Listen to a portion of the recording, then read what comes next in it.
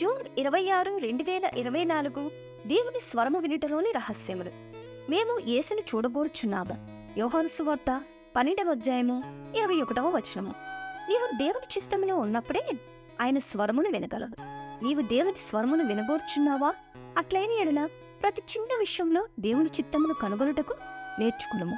క్రైస్తవ జీవితంలో నీకున్న ధన్యత ఏది అని ఎవరైనాను నన్ను ప్రశ్నించినచో, దేవుని చిత్తమును ఎరిగి దానికి విధేయత చూపించుటే నాకున్న శ్రేష్టమైన ధన్యత అని జవాబిచ్చేదను.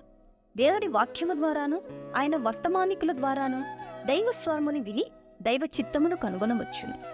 యోహాను సువార్త 12:21 గ్రీకు దేశస్థులు చాలా దూరము నుండి యేసుక్రీస్తు ప్రభువును చూడనాశించి వచ్చిరి. మీరు నన్ను కొద్ది నిమిషములు చూడగోర్చున్నారు.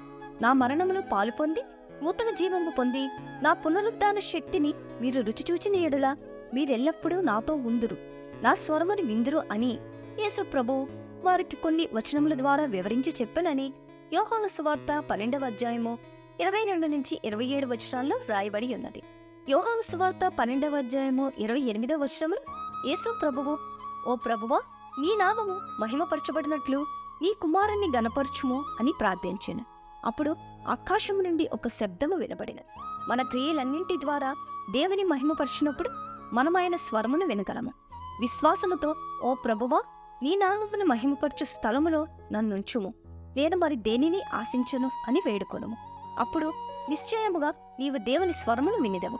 ఆయన స్వరమును వినుటకు ముందు ఆయన నియమములను నీవు నెరవేర్చవలెను.